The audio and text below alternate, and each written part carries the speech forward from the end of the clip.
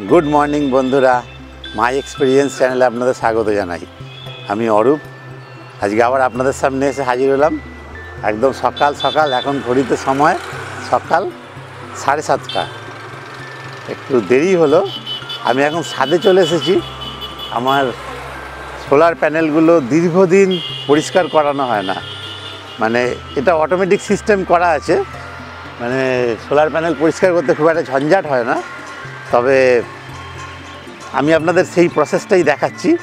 Are AE solar सिस्टेमेर बयस प्राय 3 बछर होते चललो। जानुआरी मास हलो आसलेई 3 बछर हये जाबे। आर आमार एटा अफ ग्रिड सिस्टेम, माने आमार अन ग्रिड ना, ग्रिडेर संगे कोनो सम्पर्क नेই। आमार एटा एकबारे इन्डिविजुअल एकटा सोलार सिस्टेम, माने कारेंट थाकुक ना थाकुक कोनो যায় আসে না, आमार सिस्टेम काज करे যায়। तो एटाके बोले हाइब्रिड सिस्टेम, माने जेखाने अफ ग्रिड अन ग्रिड दुटोई एकसंगे थाके सेटाके बोले हाइब्रिड सिस्टेम। तबे आमी एखोनो अन ग्रिडटा कराइनि, तबे एखन आमी खूब शीघ्रई अन ग्रिड करिয়ে नेब। WBSCBর संगे आमाके जोगाजोग करे एकटा মিটার নিতে হবে, যেটা হচ্ছে ইম্পোর্ট এক্সপোর্ট মিটার আর জেনারেশন মিটার। মানে WBSCB দুটো মিটার বসাবে, সেই মিটার দুটো আমাকে নিয়ে নিতে হবে। তার জন্য কিছু নিয়ম কারণ আছে, অনলাইনে সব ফর্ম সাবমিট হয়ে যাবে। তারপরে কিছু টাকা পয়সা জমা করার ব্যাপার আছে, কেননা মিটারগুলো দেবে। আর আমার যে যত ওয়াটের এই সিস্টেম, আমার এই সিস্টেমটা হচ্ছে 5 কিলোওয়াট, 4.5 কিলোওয়াট প্যানেল বসানো আছে, কিন্তু ইনভার্টার আছে 5 কিলোওয়াট। তো আমি 5 কিলোওয়াটের সিস্টেমই বসিয়েছি।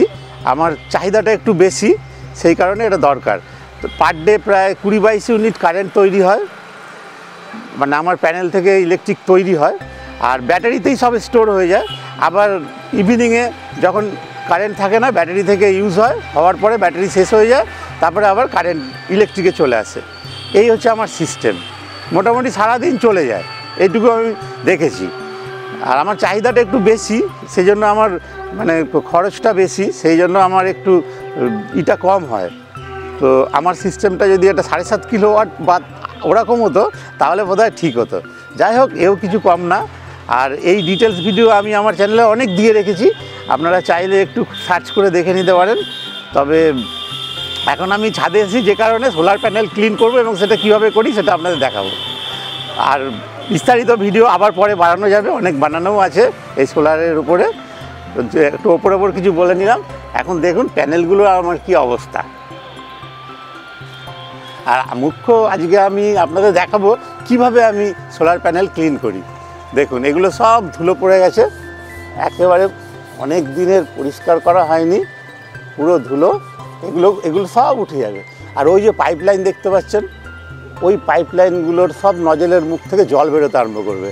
আর একটা কথা বন্ধুরা, আমি প্রায় 6 মাস এই ছাদেই উঠিনি। সিস্টেম আরামসে চলছে, দেখারই দরকার নেই, কিন্তু উঠিনি, চলছে সিস্টেম। কিন্তু এখন প্যানেলটা ক্লিন করার প্রয়োজন মনে হচ্ছে আমার। আর স্ট্রাকচার তো আমি খুব মজবুত করে করেছি, সেটা দেখে বুঝতেই পারছেন। আমার এই যে রেলিং, এই রেলিংয়ের সঙ্গে স্ট্রাকচার একদম ফিক্স করে দিয়েছি। ঝড় বৃষ্টিতে কোনো সমস্যা নেই, একদম সব ছাদে একদম পুরো অ্যাঙ্কার ফাস্টনার দিয়ে সব ছাদে লাগানো, তলায় সব প্লেট সিস্টেম করা আছে। এখন আমি প্যানেলটা ক্লিন করে আপনাদের দেখাবো। কি যাতা অবস্থা, অনেক দিন করা হয়নি তো, কী হবে কে জানে। ঠিক আছে বন্ধুরা, আমি একটু প্যানেল ক্লিন করব। তার আগে আরেকটা আমি বলি জিনিস, বিষয়। এইখানে দেখতে পাচ্ছেন, এই যে এটা পড়েছিল ছাদে এইভাবেই, আর এটা একটা ঝুলঝাড়ুর মাথায় একটা জাস্ট ন্যাকড়া জড়ানো আছে। এই ন্যাকড়া এইটাই আমি যখন এই ওয়াটার জেটগুলো সব চালু হয়ে যাবে, তখন আমি এটাকে হালকা হালকা করে এটা দিয়ে এরকমভাবে ওয়াইপ করে দেবো, হালকা হালকা করে। দেখবেন আমি এখন এখানে ট্রাইপড আনিনি, ক্যামেরা তখন অন রাখতে পারবো না, তবে আমি এই কাজটা করে নিচ্ছি। এটা কিভাবে করি সেটাই আপনাদের আমি একটু দেখিয়ে দিচ্ছি। এইভাবে করব। একবার ট্রাইপডটা আনা উচিত ছিল। যাই হোক, আমি সিস্টেমটা কীভাবে অন করি সেটাই আপনাদের দেখাচ্ছি। দেখুন এই যে সিস্টেম অন করে দিলাম, দেখুন এই জেটগুলো দিয়ে সব জল আসছে, প্রত্যেকটা জেট দিয়ে জল আসছে। জল শুরু হয়ে গেল। আমি একটু আপনাদের একটু ভালোভাবে দেখিয়ে দিই, একটু ক্লোজ থেকে, একটু ক্লোজে আপনাদের নিয়ে ক্যামেরা দেখিয়ে দিচ্ছি কীভাবে কেমন লাগছে বিষয়টা। দেখুন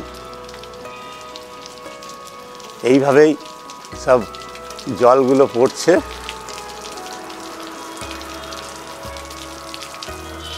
দেখুন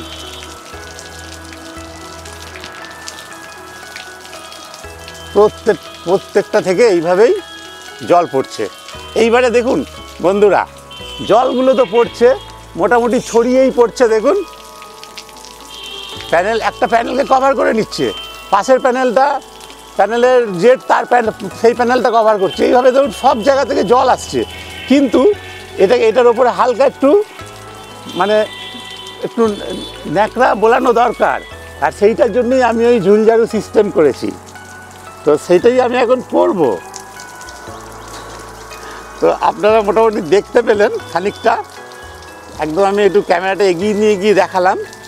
তো এবারে আমি ওইটাকে পরিষ্কার করব। আমি পুরো এখন ধীরে ধীরে এটাকে পুরো পরিষ্কার করে দেবো। পরিষ্কার করার পরে আমি আপনাদের আবার দেখাচ্ছি কেমন হলো। এইবারে দেখুন এটা একদম এরকম পরিষ্কার হয়ে যাবে। এইরকমভাবে ওই ন্যাকড়াটা দিয়ে বোলাবো। ট্রাইপডটা থাকলে দেখাতে পারতাম। এটা বহু নোংরা হয়েছে, বহু, প্রায় 6 মাস করিনি। কিন্তু বন্ধুরা জেনারেশনের কিন্তু খুব একটা অসুবিধা হয়নি, তার কারণ এরকম এটা দেখতে লাগছে কিন্তু সানলাইট ঠিক ভেতরে চলে গেছে। আমি এটা লক্ষ্য করে দেখেছি, মানে যদি সোলার প্যানেল নোংরাও থাকে তাহলেও জেনারেশান খুব একটা তফাৎ হয় না। ধরুন আপনার 22 ইউনিট কারেন্ট তৈরি হচ্ছে, সেটা হয়তো 21 ইউনিটে চলে আসবে, কি 20.5 চলে আসবে, কিন্তু ওটা কখনোই মানে হাফ হয়ে যাবে না। আর সেটা আমি দেখেছি বলেই আমি দীর্ঘদিন আমি গাফিলতি করে ফেলেছি, করা উচিত ছিল। মাসে একবার করলে ভালো হয়, তবে পুরো বর্ষা গেল না, আর বর্ষা হলেই ব্যাস প্যানেল ক্লিন হয়ে যাবে। আর সেই কারণেই আমি আরও গাফিলতিটা করেছি। 6 মাস কিছু করিনি, তাতেও কিন্তু আমার সিস্টেম চলেছে এবং খুব একটা অসুবিধা হয়নি। একটা জিনিস আপনাদের ভালো করে ফলো রাখতে হবে, সেটা বলে দিচ্ছি। এর ওপরে, প্যানেলের ওপরে ধরুন ওই পায়রা বা ওই জাতীয় পাখি অনেক সময় মলমূত্র ত্যাগ করে দেয়, তো ওই মল ত্যাগ করে, সেই মল ত্যাগ করার জন্য ওইখানে স্পট হয়ে যায়, একদম এরকম স্পট জায়গা হয়ে যায়, আর সেইখানে সূর্যের আলো পড়ে না। আমি আপনাদের এটা জানিয়ে দিচ্ছি। আর সেই সূর্যের আলোটা দীর্ঘদিন না পড়ার জন্য ওই জায়গাটা হটস্পট তৈরি হয়। হটস্পট মানে ওইখানের প্যানেলগুলো তো ইনঅ্যাক্টিভ হয়ে গেছে। ওখানে যে তলায় যে প্যানেল ইটা রয়েছে, সোলার যে সেলগুলো রয়েছে, সেলগুলো তো ইনঅ্যাক্টিভ রয়েছে, চলছে না, মানে সূর্যের আলোটা পৌঁছাতে পারছে না, আশেপাশে সেলে পৌঁছাচ্ছে, আর ওইখানে ওই সেলটা জ্বলে যায়, শর্ট হয়ে যায়। দীর্ঘদিন এরকম থাকলে 2-5-7 দিনে কিছু হবে না, কিন্তু যেটা দীর্ঘদিন হলে এটা ক্ষতি হবে। একবার হনুমান এর ওপরে এরকম মানে মলত্যাগ করে রেখেছে, এরকম বড় বড় সব হনুমান তো অনেক বেশি মলত্যাগ করে, তো এরকম করে রেখেছিল। আমি প্রায় সপ্তাহখানেক বাদে আমার চোখে এসেছে, তা আমি ক্লিন করে দিয়েছি। তো কিন্তু পায়রা বা বড় বড় পাখি এই ধরনের করলে, ছোটো ছোটো পাখিটাকি ওরা তো একটুখানি, ওতে কিছু অসুবিধা হয় না, ও শুকিয়ে গিয়ে পড়ে যায়। কিন্তু এই ধরনের জিনিস হলে বড় এরিয়া নিয়ে ছোপ পড়ে যায়, আর ওই জন্যই ওটাই ফলো আপ করা দরকার, যে ওইটা হলে হটস্পট তৈরি হবে। হটস্পট তৈরি হলে কিন্তু প্যানেল খারাপ হয়ে যাবে। তো আমার 3 বছর হতে চললো আমার সিস্টেমের বয়স। 3 বছরে আমার সোলার প্যানেলের মানে যে পারফরমেন্স, মানে আমি কিছু কমেছে বলে বুঝতে পারছি না। কমে বছরে মানে 2-3 বছরে 2-3% কমে। তো এই প্যানেলের মানে জেনারেশন ক্ষমতা মানে পার ইয়ার ধরে নিন 1% কমতে পারে। তো আর এর লাইফ হচ্ছে 25 বছর, সেসব আলাদা হিসাব। আমি এখন আর ওটা বলছি না, ওটা বললে অনেক ভিডিও বড় হয়ে যাবে। আমি এখন প্যানেলটা ক্লিন করি, তারপরে আমাকে আবার ট্রেডমিলে গিয়ে হাঁটতে হবে, মানে আমি একটু সকালবেলায় হাঁটি, তো সেটাও আজকে এখন করতে হবে। তা আমি ক্লিনটা করে আপনাদের দেখিয়ে দিচ্ছি। আর এই পোছাটা দিয়ে এই যে এই পোছাটা ঝুলঝাড়ুর মাথায় ন্যাকড়া জড়িয়ে দিয়েছি, এটাও 6 মাস ধরে পড়ে আছে দেখুন ছাদে, আর এই যে কাঠটাও নষ্ট হয়ে গেছে। যাই হোক, আজকের দিনের মধ্যেও হয়ে যাবে মনে হচ্ছে। দেখুন আমি কি করি, কিভাবে করি।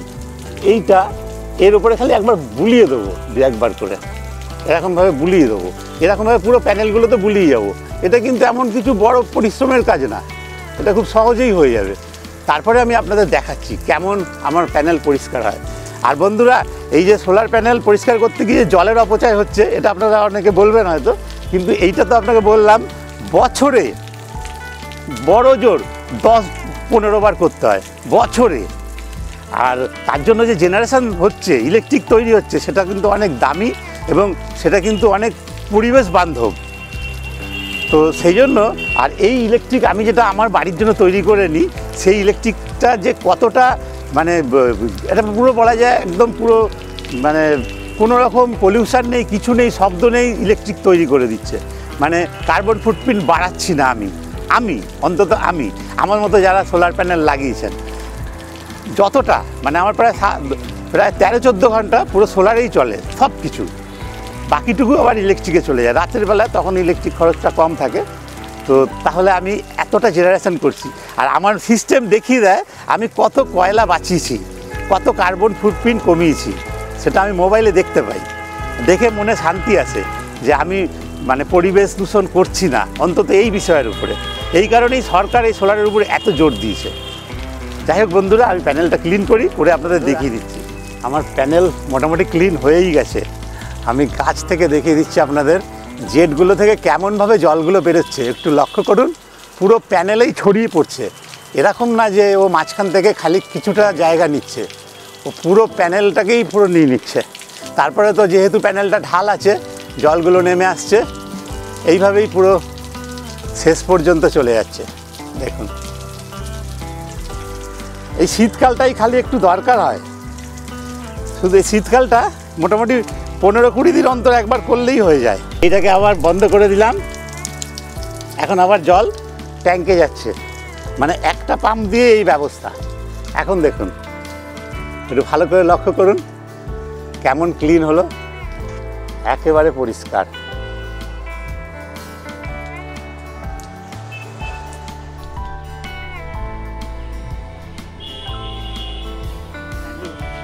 তাহলে বন্ধুরা, আমার এই সোলার প্যানেল ক্লিনিং ভিডিও আপনাদের কেমন লাগলো অবশ্যই কমেন্ট বক্সে লিখে জানাবেন। এটা আমার একটা অভিজ্ঞতা আপনাদের সঙ্গে শেয়ার করলাম। ভিডিও যদি ভালো লাগে অবশ্যই লাইক করবেন, বন্ধুবান্ধব আত্মীয়স্বজনদের একটু শেয়ার করবেন। সাবস্ক্রাইব যদি না করা থাকে আমার এই চ্যানেলটিকে একটু সাবস্ক্রাইব করে আমাকে উৎসাহিত করবেন, যাতে আরও ভিডিও বানাতে মন চায়। যাই হোক, ভিডিও এখানেই শেষ করলাম, আবার দেখা হবে পরের ভিডিওতে। আপনার সবাই ভালো থাকবেন, ধন্যবাদ।